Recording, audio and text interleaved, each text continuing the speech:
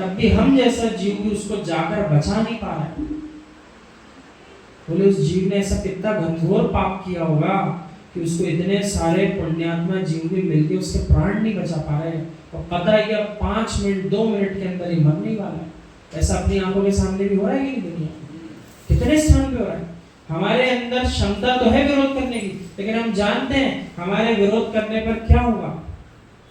इसका अर्थ है ऐसे विपरीत काल में उन जीवों ने जन्म लिया और इतनी विपरीतता में उनके प्राण जाने वाले कि पुण्यात्मा जीव देख भी लें तब भी मना नहीं कर पाएंगे,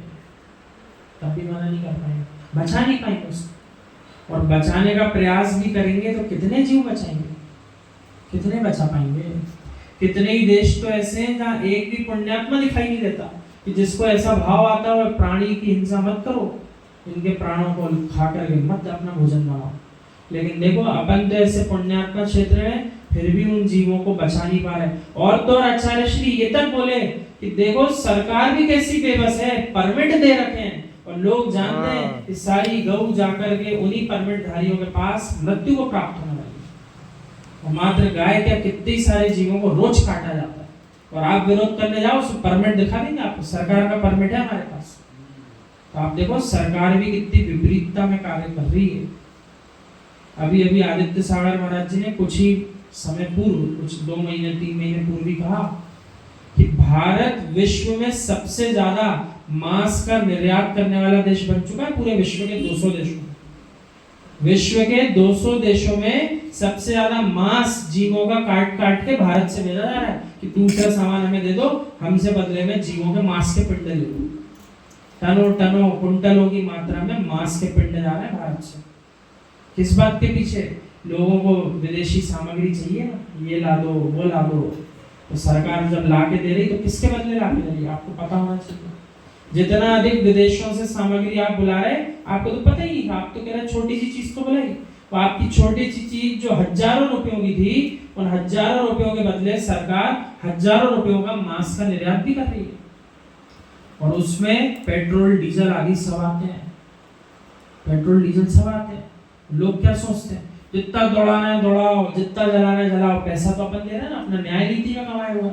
अरे जिस वस्तु का आप उपयोग कर रहे हो आपको पता भी है इतने बैरल टनों से जो आपका तेल आता है उसके बदले सरकार दे क्या रही है, पता तो करो पहले, ढूंढो तो।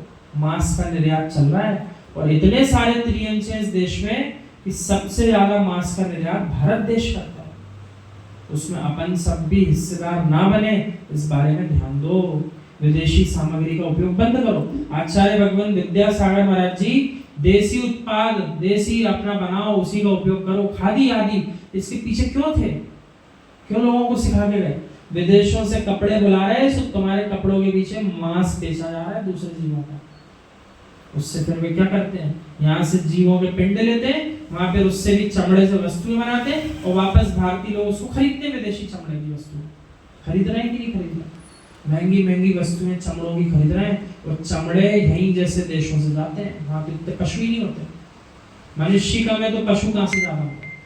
और यहाँ मनुष्य भी बहुत है, त्रिअंश भी बहुत है, क्योंकि सब अपने अपने पुण्य से जन्म लेते हैं। और उनको क्या मालूम था, पुण्य से भारत की भूमि पर जन्म तो ले लिया पुण्य क्षेत्र में, लेकिन हम ऐसा पाप भी तो मान के आए थे, इन्हीं पुण्यात्माओं के सामने हमें काट के टांग दिया जाएगा अगर कोई बचा नहीं पाएगा। ऐसा पाप भी तो कमा के आए।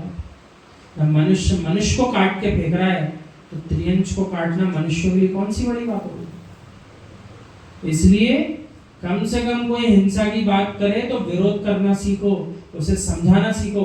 हिंसा धर्म नहीं है, अहिंसा ही धर्म है। और नहीं समझता हो, आपके विरोध करने की आपको आवश्यकता नहीं लगती हो, तो कम से कम उसके पास खड़े रह के उस हिंसा धर्म का प्रचार प्रसार मत करो। तुरंत आप वहां से चले जाओ, मना कर दो, हमें आपसे इस बारे में कोई बात करनी नहीं, आप उस लायक नहीं कि हम आपसे बात करें। विरोध जताओ।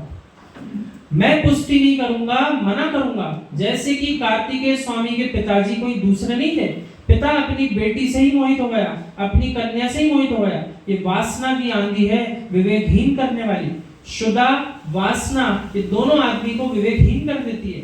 अवक्ष खाने बैठता है शुद्धातुर, अशुभ करने बैठता है कामातुर। शुदा नहीं देखती कि किसकी झूठन खा रहा हूं, काम नहीं देखता कि मैं किसके पीछे जा रहा हूं। मुनि श्री निर्दोष सागर महाराज जी ने किसी जीव की घटना सुनाई जैनी की। उसने किसी महाराज जी से नियम ले लिया कि आलू का त्याग करता हूँ महाराज जी, आहार दूंगा तो 1 महीने आलू का त्याग। अब उसे 1 महीने के दौरान उसको अपने किसी रिश्तेदार के यहाँ जाना पड़ा।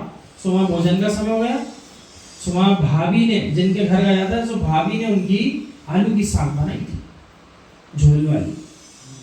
सो भाभी कह रही कि अब आलू की साग बनी है, आप खाइए। उन्होंने कहा हमारा तो आलू का त्याग है।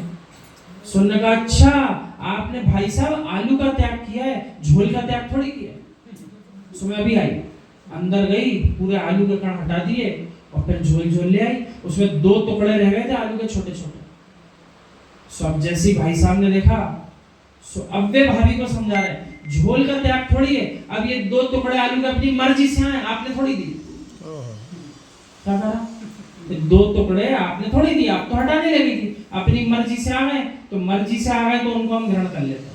और उसी जीव को फिर आगे चल के ऐसा भाव हुआ, अरे पाप तो ज्यादा खाने में पड़ता है, थोड़ा सा खाओ तो थोड़ी पाप पड़ता है। ऐसा करते करते जब जीव एक बार शिथिलता अपने नियम में लाता है, तो महाराज जी का ये समझाना था, वो शिथिलता धीरे धीरे बढ़ती चली जाती है और वही जीव फिर भरपूर मात्रा में उसी आलू की साग का सेवन करना प्रारंभ कर देता है। और जिस जीव ने अपने आप को उसे 1 दिन संभाल लिया होता कि नहीं मेरा 1 माह का त्याग है, मुझे तो पूरी तरह से पालन करना है, ना झोल चाहिए, ना आपका टुकड़ा चाहिए, ना साग चाहिए, तो वो बच जाता। और उसने कैसी शिथिलता दिखाई, ठीक है झोल चलता है, आलू हटा दो, अब 2 आ गए तो कोई बात नहीं, आपने बाकी सब तो हटा ही दिए ना, ऐसा करके डूब गया। वही बात यहाँ लिखी है, अभक्ष खाने बैठता है शुदातुर, जिसको शुदा रोग शांत नहीं कर पाता जीव अपना, ऐसी शुदा सताती है, अभक्ष खाने को तैयार हो जाता है। इसलिए लिखा है आगम में, ये देह अन्न का कीड़ा है, इसलिए